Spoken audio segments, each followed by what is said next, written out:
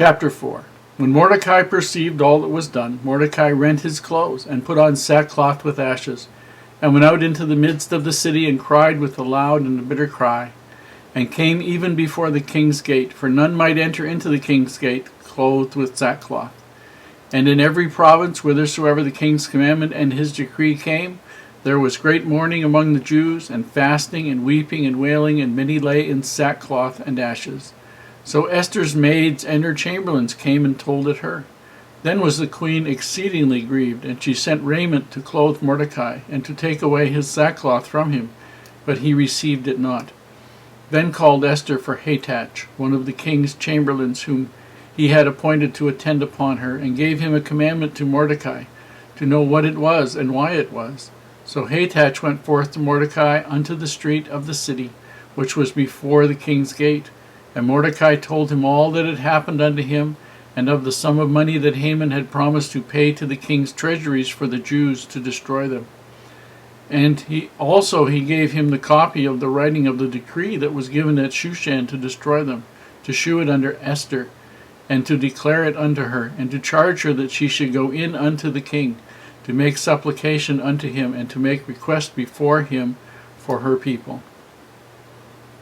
And Hatach came and told Esther the words of Mordecai. Again Esther spake unto Hatach, and gave him commandment unto Mordecai.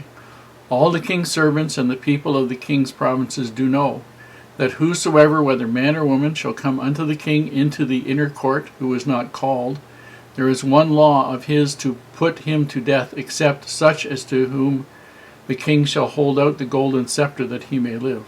But I have not been called to come unto the king these 30 days. And they told to Mordecai Esther's words.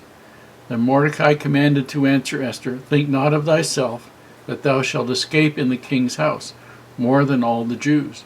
For if thou altogether holdest thy peace at this time, then shall their enlargement and deliverance arise to the Jews from another place, but thou and thy father's house shall be destroyed. And who knoweth whether thou art come to the kingdom for such a time as this? Then Esther bade them return Mordecai this answer.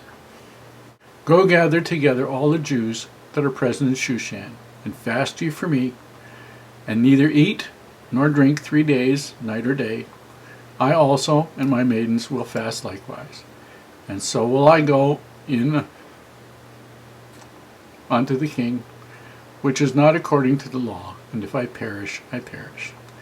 So Mordecai went his way and did according to all that Esther had commanded him. We see that when Mordecai finds out what Haman is planning on doing, the fortunate thing is that this is going to happen 10 or 11 months down the road. So there's time for things to happen here. And the reason it was going to happen 10, 11 months down the road was Haman had cast lots, like dice or whatever, to try and find out what day, what month, and whether or not it was going to be this year or some other year. And it turned out that it was going to be 11 months down the road, and even it would take about 3 weeks for the posts to go by horse to the furthest away provinces. And so chances are 10, 11 months before there was going to be anybody killed, Mordecai would have found out what Haman's plans were. And he goes into mourning, traditional mourning, which is the sackcloth and ashes, but he knows that there's a rule that you do not go in sackcloth inside the king's palace. Even though he's entitled to go when he's regularly dressed, he can't when he's dressed in sackcloth and ashes. And the women who are the servants to Esther learn about this, and they tell Esther, and Esther sends out some clothes to replace the sackcloth and ashes because she doesn't know what's happening. And she sends out her chamberlain to give him the clothes, and Mordecai refuses to accept them. He's going to leave the sackcloth and ashes. He's in mourning, deep mourning. And he gets word back to Esther. Esther gets word back to him. And he says something to her that is really amazing. to most people, but she understands it. He says to her, in essence, maybe the reason you are the queen, the reason you were beautiful, the reason you were the queen, is because you were raised up for this particular purpose, to save your people.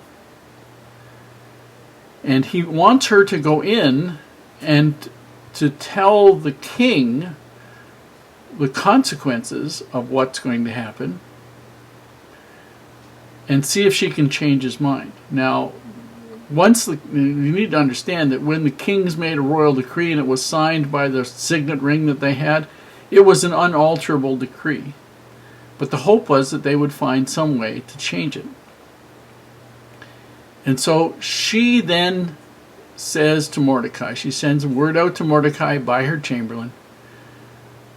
She wants all of the Jews in the city of Susa, also known as the palace of Shushan, to fast for 3 days and 3 nights for her. She will go in and see the king, but Mordecai needs to understand something. That anybody, literally anybody, who shows up in the inner court, which is where the king has his throne and does his business, without being asked, is automatically killed as a danger to the throne, perhaps, unless the king raises his golden scepter, which then signals that he's welcomed them. But she also wants Mordecai to know that the king has not asked to see her for 30 days. The significance of that is that since the king hasn't asked to see her for 30 days, the likelihood is that he's not in love with her anymore. She hasn't found favor in his sight. And if she goes to see him without being asked to come and see him, she will die. She says, if I perish, I perish. In other words, she's going to do what's necessary to try and save her people, and she's prepared to sacrifice her life. I have trouble reading this. It took me 3 times to be able to read the scripture part of that, because I am so impressed with this woman's courage that I had to stop reading, wipe away the tears. This is a very courageous young woman. She decides to do the best she can. And that's all any of us can do, is the very best we can. Her life is in danger and she knows it, but she's willing to risk it for her people.